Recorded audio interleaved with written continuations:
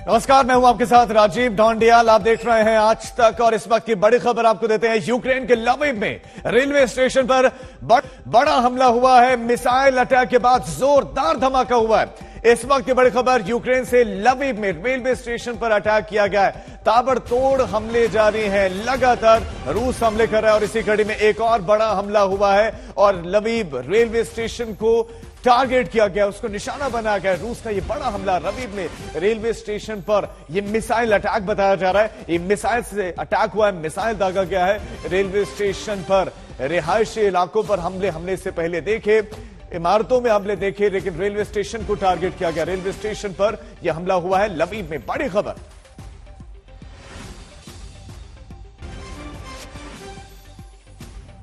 हमारे संवाददाता अभिषेक भल्ला इस वक्त हमारे साथ सीधे यूक्रेन से जुड़ गए हैं। अभिषेक, रेलवे स्टेशन पर हमला हुआ है, मिसाइल अटैक हुआ है, कितनी बड़ी तबाही मची है?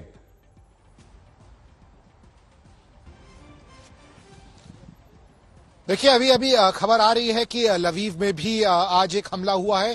पहले ये बता दें कि लवीव जो है वो जो युद्ध क्षेत्र है उससे बहुत ज्यादा दूर है। लवीव पोलैंड बॉर्डर पे है, पश्चिमी छोर पे यूक्रेन के, और पिछले कुछ दिनों में यहां पर भी हमले होने लगे हैं। शुरुआती दौर में लड़ाई के लवीव जो है बिल्कुल सेफ माना जा रहा था और हम लोग भी जब पोलैंड से एंटर किए तो लवीव से होते हुए ही आए। हमने भी ट्रेन वहीं से पकड़ी थी कीव आने के लिए। जब पिछले कुछ दिन पहले लवीव में हमला हुआ था तो ये कहा गया था कि ये हमला एक ऐसी मिलिट्री फैसिलिटी पे हुआ है जहां पर जो है एम्यूनेशन स्टोर किया गया है। अभी ये साफ नहीं है कि किस जगह को निशाना बनाया गया है। अभिषेक बताया जा रहा है कि रेलवे स्टेशन पर ही हमला हुआ है, लेकिन अभिषेक इसके पीछे की वजह क्या हो सकती है फिर? अब क्या ये कि वहां से आवाजाही हो रही है और रेलवे स्टेशन का इस्तेमाल हो रहा है, ट्रैक्स का यूज हो रहा है? जी देखिए, रेलवे स्टेशन के आसपास के जो इलाके हैं वहां पे मिलिट्री फैसिलिटीज हैं, खास करके स्टोरेज फैसिलिटीज, और जो मूवमेंट है सेना का भी वो भी इन जगहों से हो रहा है। तो एक कारण इसलिए हो सकता है कि एक मिलिट्री फैसिलिटी को ही निशाना बनाया गया है, क्योंकि अगर देखा जाए तो लवीव में खास करके मिलिट्री फैसिलिटीज के अलावा अभी तक कोई हमले नहीं हुए हैं। तो इस बात की अभी जानकारी हमें मिलेगी कि एग्जैक्टली ये क्या जगह थी जिसको निशाना बनाया गया है रेलवे स्टेशन में, और क्यों इसको निशाना बनाया गया है। ठीक है अभिषेक, आप नजर बनाए रखें, अपडेट्स के लिए आपके पास आएंगे। फिलहाल आप हमारे साथ बने रहे। तो लवीव में रेलवे स्टेशन पर अटैक हुआ। तो यूक्रेन में रूस के हमलों के 61 दिन हो चुके हैं और न जमीन से हमले रुक रहे हैं न आसमान से। मौत का खेल खेलने में रूस कोई कसर नहीं छोड़ रहा है। बूचा से लेकर मारियोपोल में उसने हजारों जानें ले ली, लेकिन बूचा नरसंहार का जो सच अब सामने आया है वह हैरान कर देने वाला है। आम नागरिकों की जान लेने के लिए उसने तोप के गोलों में धातु के तीरों तक का प्रयोग किया है। फॉरेंसिक्स एक्सपर्ट्स ने जो रिसर्च की है वो पुतिन की सेना के अत्याचारों की कलई खोलकर रख देगी।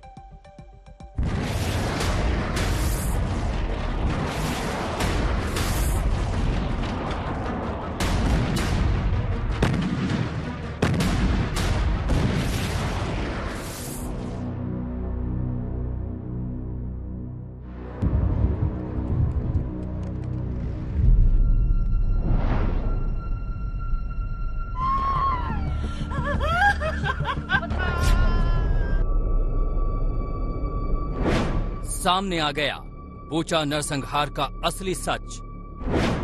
सामने आ गया रोंगटे खड़े कर देने वाला सच। सामने आ गया दुनिया को चौंकाने वाला सच।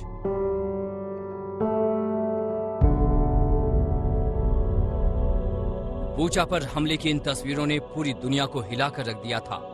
दिल दहला देने वाली इन तस्वीरों के जरिए ही रूस के अत्याचारी मिशन से दुनिया रूबरू हो रही थी। सैनिक तो सैनिक, आम नागरिकों को भी यातना देकर मौत के घाट उतार दिया गया था। पूरा का पूरा शहर शमशान में तब्दील होता दिख रहा था। इस शहर में रूस ने इस कदर मौत का तांडव मचाया था कि सामूहिक कब्रों में मृतकों की लाशें दफन करनी पड़ी थी। बच्चों से लेकर बुजुर्ग तक किसी को भी नहीं छोड़ा था रूसी सेना ने।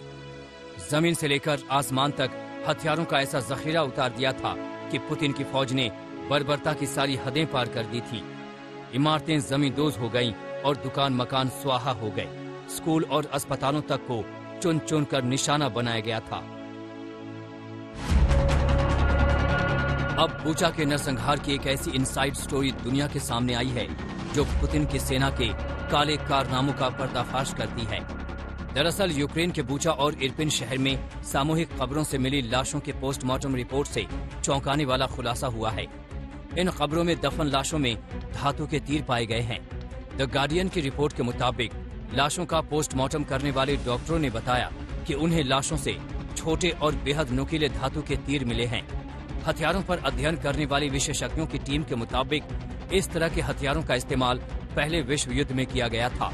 ये तीर किसी तोप के गोले में रखकर टैंक से दागे जाते हैं और सैनिकों या आम नागरिकों के शरीर में घुसकर कुछ ही पलों में उनकी जान ले लेते थे।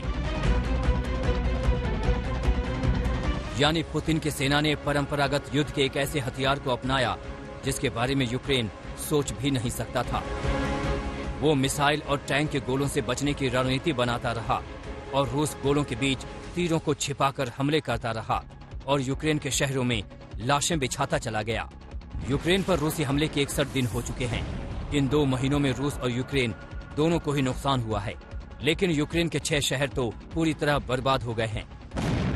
एक अनुमान के मुताबिक इस युद्ध में अब तक यूक्रेन के करीब 3000 सैनिक और 2500 आम नागरिकों को अपनी जान गंवानी पड़ी है। इतना ही नहीं, यूक्रेन के करीब 15,000 लोग घायल हैं, जबकि लाखों लोग अपने घर गंवा चुके हैं। आज तक ब्यूरो।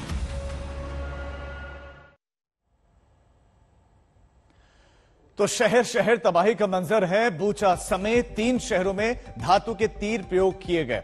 एग्जैक्टली क्या क्या हुआ वो हम आपके सामने रख रहे हैं, आपको बता रहे हैं। और फ्रांस और कीव के फॉरेंसिक विशेषज्ञों ने यहां पर रिसर्च की। वो गए और उन्होंने वहां पर रिसर्च की, जानकारियां जुटाई और ज्यादातर मृतकों के हाथ बंधे हुए थे। सिर के पिछले हिस्से में 5 से 6 गड्ढे भी थे, यानी कि हाथ बंधे थे, उनके सिर पर जख्म मिले, गड्ढे मिले। रूस ने कई प्रतिबंधित हथियारों का वहां पर इस्तेमाल किया। यूक्रेन में प्रतिबंधित हथियारों का इस्तेमाल किया गया। बूचा के मेयर ने कहा कि रूस ने युद्ध नियमों का उल्लंघन किया है, युद्ध अपराधी है, उसने युद्ध नियमों का उल्लंघन किया है। नागरिकों को मारने के लिए लैंड माइंस तक का इस्तेमाल किया गया है। यह वहां के मेयर ने कहा है कि लैंड माइंस वहां पर बिछाए गए। 4 सेंटीमीटर लंबे तीरों को शेल्स या फिर गोलों के जरिए छोड़ा जाता था और टैंक के एक शेल में 8000 छोटे तीर एक जो है फिट हो सकते हैं। इस तरह से वहां पर रूस कार्य कर रहा था। शरीर में घुसकर ये तीर मुड़ जाते हैं और आजकल इन्हीं तीरों का प्रयोग आजकल नहीं होता था युद्ध में, लेकिन वहां हुआ। इजराइल की फौज लेबनान और गाजा पट्टी में इनका प्रयोग करती थी। प्रथम विश्व युद्ध में धातु के इन तीरों का प्रयोग किया गया था। अब दूसरे विश्व युद्ध में इनका प्रयोग न के बराबर था, लेकिन यहां दावा यह किया जा रहा है कि हुआ। वियतनाम वॉर में अमेरिका ने इसे प्लास्टिक कप में रखकर इस्तेमाल किया था, प्रयोग किया था। तो बूचा में यह कुछ हुआ है। 61 दिनों से चल रहा है, 61 दिनों से चल रहा है यूक्रेन रूस युद्ध। हर गुजरते दिन के साथ इसकी विभीषिका बढ़ रही है। इन सब के बीच में अमेरिका के विदेश मंत्री और रक्षा मंत्री कीव में ज़ेलेंस्की से उनकी मुलाकात हुई है। अब सवाल यह है कि मुलाकातों और बातों से कुछ हासिल होगा या युद्ध यूं ही चलता रहेगा।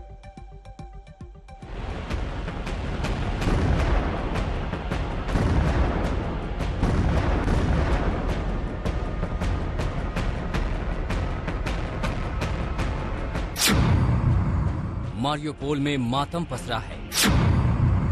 1 लाख लोग अपने हालात पर मरने के लिए छोड़ दिए गए हैं। स्टील प्लांट में छुपे नागरिकों को निकलने नहीं दे रहा है रूस। न भोजन न पानी, छाई है मुर्दानी।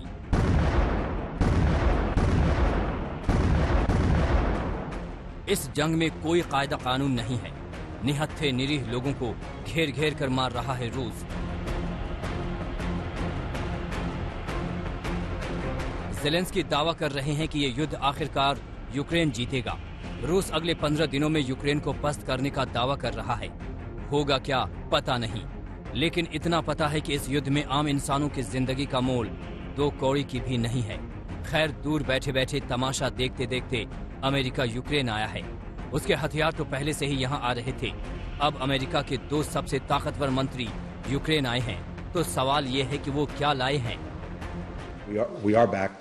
The reason we're back is because of you, because of the extraordinary courage, leadership, and success that you've had in pushing back this horrific Russian aggression, and we're honored to be here.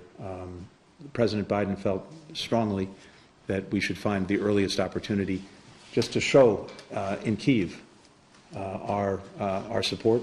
We will be announcing further elements of our assistance to include some foreign military financing. America के विदेश मंत्री Kyiv में हैं। America के रक्षा मंत्री Kyiv में हैं।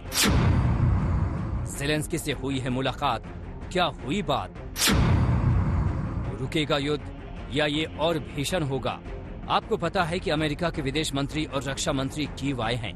बाकायदा ज़ेलेंस्की से मुलाकात हुई है, बात हुई है। युद्ध की ज्वाला में जल रहे देश के राष्ट्रपति ने सुपर पावर अमेरिका के इन दोनों मंत्रियों को साफ लफ्जों में बता दिया है कि उन्हें हथियार चाहिए और बड़े हथियार।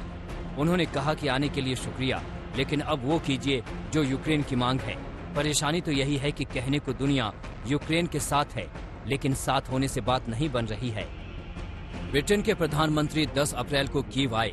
इसके ठीक 12 दिन बाद 22 अप्रैल को स्पेन के पीएम पेड्रो सांचेज और डेनमार्क के प्रधानमंत्री मेटे फ्रेडरिक्सन का दौरा हुआ। अब यूएन चीफ एंटोनियो गुटरेस का भी प्लान है। 26 को मॉस्को जाकर पुतिन से मिलेंगे और फिर 2 दिन बाद कीव पहुंचेंगे। इस बीच पुतिन जल्दी में हैं, ताबड़तोड़ हमले कर रहे हैं, शहर शहर तबाह कर रहे हैं, यूक्रेन के हर उस ठिकाने को उड़ा रहे हैं जो ज़ेलेंस्की की कमर तोड़ दे। 60 दिनों में रूस ने 500 से ज्यादा बमबारी की। दुनिया के पावरफुल नेताओं का मैदान जंग में आने का बड़ा संकेत भी है। अब दुनिया भी चाहती है कि जंग खत्म हो। झुकने झुकाने का कोई नतीजा नहीं निकल रहा। यूक्रेन को हथियारों की खेप आने से रूस को कोई फर्क नहीं पड़ा। पाबंदी से भी पुतिन के हौसले पस्त नहीं हुए। रूस भी हमले पर हमले किए जा रहा है, लेकिन जंग में मनमाफिक कामयाबी नहीं मिल रही है। नुकसान दोनों का है। तो क्या दोनों बीच का रास्ता तलाश रहे हैं ताकि अपनी अपनी जीत बताकर बम बारूद बंद कर सकें? सवाल है कि ये कैसे हो। We are here to support you in every way possible.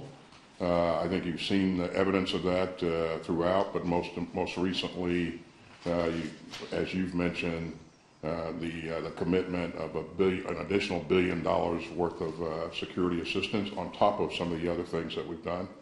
So you should know, the people of Ukraine should know that we will continue to do everything possible to ensure that you're successful. इस बीच कल UN के महासचिव Guterres का Moscow जाना Ukraine को रास नहीं आ रहा है। ज़ेलेंस्की के सलाहकार ने साफ साफ बता दिया कि यूक्रेन की ओर से बात करने वाले वो कौन होते हैं। ये अकड़ तब है जब यूक्रेन तबाह है, सड़कों पर लाशें बिखरी हैं, लोग बंकरों में दुबके हैं। कब मिसाइलें बरस पड़े किसी को नहीं पता। लगातार बजते सायरन लोगों को डरा रहे हैं। मारियोपोल समेत यूक्रेन के कई पूर्वी शहर रूस के कब्जे में हैं। वो पश्चिमी और उत्तरी छोर को कब्जाने में लगा है। ऐसे में विदेशी नेताओं के आने से उम्मीदें कम, आशंकाएं ज्यादा हैं। आशंकाएं इस युद्ध के महायुद्ध में तब्दील होने का। मॉस्को से गीता मोहन, खेरसन से मौसमी सिंह और खीव से राजेश पवार और अभिषेक भल्ला के साथ आज तक ब्यूरो। पुतिन के प्लान से दुनिया भर में हड़कंप है।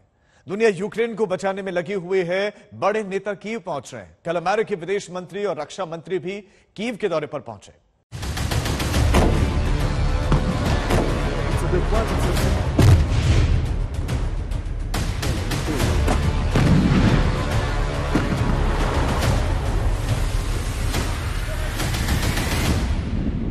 पुतिन जल्दी में हैं, ताबड़तोड़ हमले कर रहे हैं, शहर शहर तबाह कर रहे हैं, यूक्रेन के हर उस ठिकाने को उड़ा रहे हैं जो ज़ेलेंस्की की कमर तोड़ दे।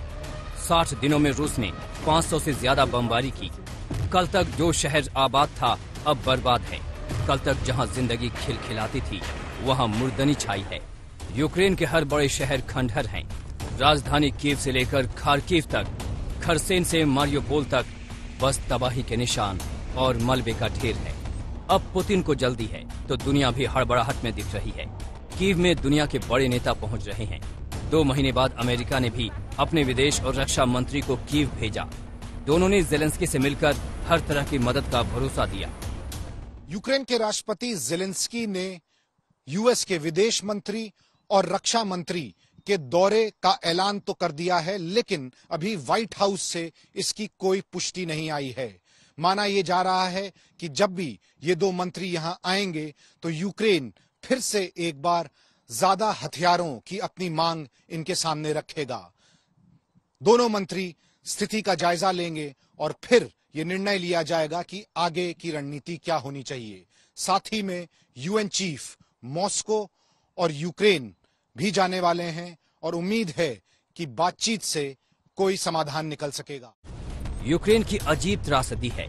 दुनिया साथ देने का दावा कर रही है। अमेरिका समेत तमाम बड़े देश मदद का भरोसा दिला रहे हैं, लेकिन यूक्रेन तबाह हो रहा है, बर्बाद हो रहा है। न तो रूस के हमले रुक रहे हैं, न बम बारूद बंद हो रहे हैं। अमेरिकी विदेश मंत्री और रक्षा मंत्री के दौरे से पहले ब्रिटेन के प्रधानमंत्री बोरिस जॉनसन कीव की सड़कों पर चहलकदमी कर चुके हैं। पर क्या हुआ? स्पेन और डेनमार्क के प्रधानमंत्री कीव आकर जेलेंस्की की पीठ थपथपा चुके हैं। पर क्या हुआ? ब्रिटेन के प्रधानमंत्री 10 अप्रैल को कीव आए। इसके ठीक 12 दिन बाद 22 अप्रैल को स्पेन के पीएम पेड्रो सांचेज और डेनमार्क के प्रधानमंत्री मेटे फ्रेडरिक्सन का दौरा हुआ। अब यूएन चीफ एंटोनियो गुटरेस का भी प्लान है। 26 को मॉस्को जाकर पुतिन से मिलेंगे और फिर 2 दिन बाद कीव पहुंचेंगे। 9 मई की परेड के लिए पुतिन की जीत का ऐलान का प्लान अब पूरी तरह तैयार है। रूस का फोकस यूक्रेन को 2 हिस्से में बांटने का है।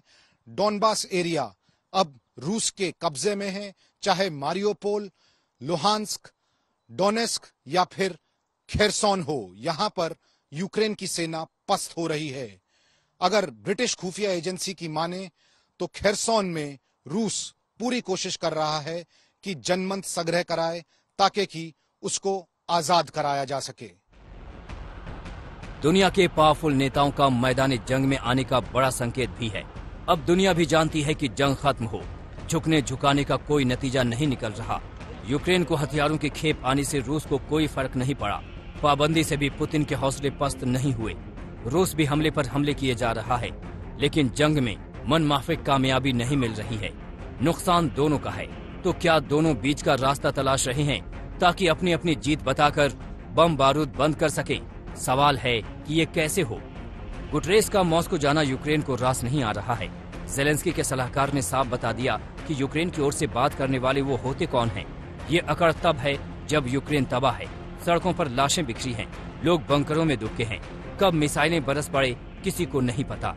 लगातार बजते सायरन लोगों को डरा रहे हैं। 61वें दिन भी यूक्रेनी शहरों पर रूस का कहर जारी है। खार्किव में रूसी हवाई हमले में 2 नागरिकों की मौत हो गई, जबकि 14 जख्मी हो गए। ओडिशा में रूसी मिसाइल अटैक में 10 लोग जख्मी हो गए हैं। पोल्टावा के कई अहम ठिकानों को रूस ने निशाना बनाया है। फिर कैसे उम्मीद करें कि नेताओं के दौरे से शांति लौटेगी, जंग बंद हो जाएगी? मॉस्को से गीता मोहन, खेरसन से मौसमी सिंह और कीव से राजेश पवार और अभिषेक भल्ला के साथ आज तक ब्यूरो। पुतिन के प्लान 9 मई का एक पार्ट मिशन खार्किव भी है। देखिए यहां से आज तक संवाददाता अभिषेक भल्ला की ग्राउंड रिपोर्ट। ज्यादा आर्टिलरी फायर आया है जैसे ही हम बात कर रहे थे और सबने कवर लिया था। बहुत तेज बमबारी की आवाज आई थी। यहां से सिर्फ करीब 1 किलोमीटर दूर लड़ाई चल रही है। हम खार्किव के आसपास हैं। अभी थोड़ी देर पहले ही बहुत ही तेज धमाका हुआ है। बहुत ज्यादा आर्टिलरी फायर आया है रशियन तरफ से और हमें यही बताया गया है कि जिस तरह से ये एक रेजिडेंशियल एरिया है वैसे ही और रेजिडेंशियल एरियाज पे शायद जो है निशाना बनाया गया है। हालात बहुत ज्यादा संवेदनशील लग रहे हैं और इसीलिए अब हमें कहा गया है कि अब हम यहाँ से निकलें। हम यहाँ करीब आधे घंटे 45 मिनट से थे, लेकिन अब यूक्रेनी फोर्सेस ने हमें साफ साफ कह दिया गया है कि हमें यहाँ से निकलना होगा क्योंकि खतरा बहुत ज्यादा बढ़ रहा है। जिस तरह से बार बार कंटिन्यूअस बमबारी हो रही है, आर्टिलरी शेलिंग हो रही है। ये गाड़ी नजर आ रही है और इस तरह का मंजर इस पूरे रेजिडेंशियल एरिया में देखने को मिल रहा है। ललित, अगर ऊपर थोड़ा पैन करेंगे तो दिखेगा कि घरों की ऊपर क्या हालत हुई है। खास करके जो ऊपर के फ्लोर होते हैं उनमें बहुत ही बुरा हाल होता है जब शेलिंग होती है। रूस की तरफ से लगातार आर्टिलरी फायर हो रहा है। हालात बहुत ज्यादा संवेदनशील हैं। और भी ऐसी जगहों पे हम जाएंगे, रिपोर्ट्स लाते रहेंगे। कैमरा पर्सन ललित जोशी के साथ खार्किव से अभिषेक भल्ला, आज तक। युद्ध क्षेत्र में रहना खतरनाक होता है, लेकिन आज तक के संवाददाता युद्ध क्षेत्र से ही रिपोर्ट कर रहे हैं। किसी भी जंग में लड़ने वाले से ज्यादा बड़ा काम जान बचाने वालों का होता है। हमारे संवाददाता मौसमी सिंह एक ऐसे म्यूजियम से खास रिपोर्ट लेकर आए हैं जो युद्ध क्षेत्र के देवदूतों को समर्पित है। ये रॉकेट लॉन्चर्स, ये गोलियों का जखीरा कोई वेयरहाउस की पिक्चर नहीं है। जी हाँ, ये कोई मिलिट्री वेयरहाउस नहीं है। आप देखिए यहाँ पे कि किस तरह से कारतूसें नजर आ जाएंगी आपको, और अलग अलग वेपनरी है यहाँ पे, जिस तरह से रॉकेट्स के हिस्से हैं। ये पूरी जो नुमाइश लगी है वो यहाँ पे एक एग्जीबिशन के तौर पे याद रखने के लिए की गई है कि किस तरह से जो मेडिकल प्रैक्टिशनर्स है, इसीलिए आप देखिए यहाँ पे स्कैल्पल से लेके सिरिंजेस सब नुमाइश में है। और लगातार इस युद्ध में जो ह्यूमैनिटेरियन कॉरिडोर की बात हो रही है उसमें कहीं ना कहीं रोल आता है मेडिकल प्रैक्टिशनर्स का। और शायद आप इन तस्वीरों से अंदाजा लगा सकते हैं कि गोलियों से भुनी हुई जो एम्बुलेंस है, ये लगातार जो मिलिट्री मेडिक्स हैं वो रणभूमि में बिना बंदूक के कुछ इस तरह से मेडिकल किट लिए जाते हैं, और किस तरह से तमाम जाने जा रही हैं। आप देख रहे हैं कि किस तरह से ये पूरे वेपनरी तो लगाई गई है, ये याद दिलाने के लिए और एक प्रार्थना में कि जो जिन लोगों की जाने जा रही हैं वो जान बचाने के लिए युद्ध में जाते हैं, पर क्षति दोनों तरफ से होती है। यहाँ पे आप देखिए कि किन विपरीत परिस्थितियों में वो लोग ऑपरेशन करते हैं, किस तरह से हड्डियां भी टूट जाती हैं और बहुत ग्रीवियस इंजरीज होती हैं। खून रोकने के लिए क्या उपकरणों का इस्तेमाल होता है, और यही वजह है कि देखिए इस तरह से पूरा स्ट्रेचर के जरिए ये तस्वीर देने की कोशिश है कि ये जो है मिलिट्री मेडिक्स हैं, ये मिलिट्री यूनिट है जिनकी जाबाजी को और जिनकी लगातार तत्परता को पिछले 8 सालों से जो यूक्रेन की धरती पे कर रहे हैं उनको हम सलाम करते हैं। कैमरा पर्सन परविंदर के साथ मौसमी सिंह, त्रिवेरी, आज तक।